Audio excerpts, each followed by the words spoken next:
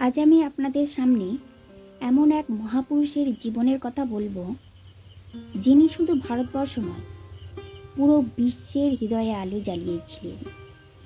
তিনি আর কেউ নন, আমাদের প্রিয় স্বামী বিবেকানন্দ।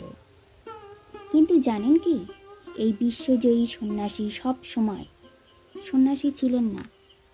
ছোটবেলায় তিনি ছিলেন চঞ্চল, প্রাণবন্ত, সাহসী ও জ্ঞান পিপাসু। তবে একসময় তার জীবনে এমন কিছু ঘটনা ঘটল, যা ওনার মনে গভীর বৈরাগ্য জাগিয়ে তুলল। আর সেই ঘটনাগুলি নিয়েই আমাদের গল্প। শৈশবে নরেন্দ্রনাথ ছিলেন অত্যন্ত প্রাণবন্ত ও বুদ্ধিমান। গান, ব্যায়াম, পড়াশোনা সবেতেই তিনি ছিলেন সবার সেরা। তিনি যুক্তিবাদী মন নিয়ে সব কিছু প্রশ্ন করতেন। ঈশ্বরকে নিয়ে অনেকের মুখে অনেক কথা শুনতেন, কিন্তু ওনার মনে প্রশ্ন জাগত, সত্যি কি ঈশ্বর আছেন? কেউ কি তাকে দেখেছে? ওনার পরিবারের ওপর একসময় আর্থিক সংকট নেমে আসে। বাবার মৃত্যুতে সংসারে নেমে আসে ভয়াবহ দুঃসময়। এই দুঃখ ওনার ভিতর দিয়ে নাড়িয়ে দেয়। তিনি দেখতে পান, যা কিছু আমরা আঁকড়ে ধরি তা আসলে ক্ষণস্থায়ী। ওনার অন্তরে প্রশ্ন জাগে, জীবনের আসল লক্ষ্য কি?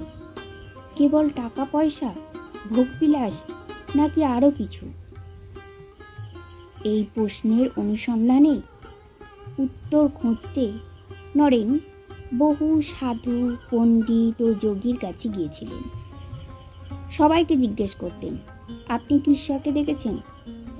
প্রায় সকলে এই প্রশ্নের উত্তর দিতে পারেননি। অবশেষে তিনি পৌঁছলেন শ্রীরামকৃষ্ণ পরমহংস দেবের কাছে। শ্রীরামকৃষ্ণ সহজ ভাষায় বললেন, হ্যাঁ, আমি ঈশ্বরকে দেখেছি, তোমার মতোই স্পষ্টভাবে। চাইলে তুমিও তাকে দেখতে পারবে। এই হলো বৈরাগ্যের সূচনা। শ্রীরামকৃষ্ণের এই কথাগুলো নরেনের মনে গভীর প্রভাব ফেলে। ধীরে ধীরে তার ভেতরে বৈরাগ্য জন্ম নিতে থাকে। তিনি বুঝতে শুরু করেন, এই পৃথিবীর আনন্দ ক্ষণস্থায়ী, কিন্তু ঈশ্বর ও সত্য চিরস্থায়ী। সংসারের সুখ দুঃখকে ছাড়িয়ে জীবনের আসল উদ্দেশ্য হল ঈশ্বর সাক্ষাৎকার। রামকৃষ্ণ নরেনকে কেবল ঈশ্বরের অস্তিত্বই বোঝালেন না, তাকে তা উপলব্ধিও করালেন। নয়নের অন্তরে সেই সময় এমন বৈরাগ্য জন্ম নিল, যা তাকে সন্ন্যাস পথে ঠেলে দিল। পরবর্তী জীবনে তিনি বলেছিলেন, ঈশ্বরকে পাওয়া আর জীবনের সত্যকে উপলব্ধি করার জন্যই এই জন্ম। নরেন্দ্রনাথের জীবনে বৈরাগ্য এসেছিল দুঃখ, কষ্ট, প্রশ্ন, অনুসন্ধান ও একজন সত্যিকারের গুরুর সংস্পর্শে। সেই বৈরাগ্যই তাকে স্বামী বিবেকানন্দে রূপান্তরিত করেছিল। তিনি আমাদের শিখিয়েছেন, জীবনের ক্ষণস্থায়ী ভোগবিলাসে নয়, সত্য ঈশ্বর লাভেই জীবনের আসল আনন্দ।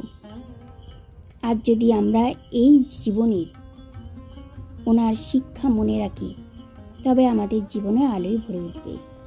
আসুন আমরা সকলেই হৃদয়ে প্রতিজ্ঞা করি, সত্যের পথে চলব, ঈশ্বরের সন্ধান করব আর মানব সেবায় নিজেদের জীবন উৎসর্গ করব। জয় গুরু।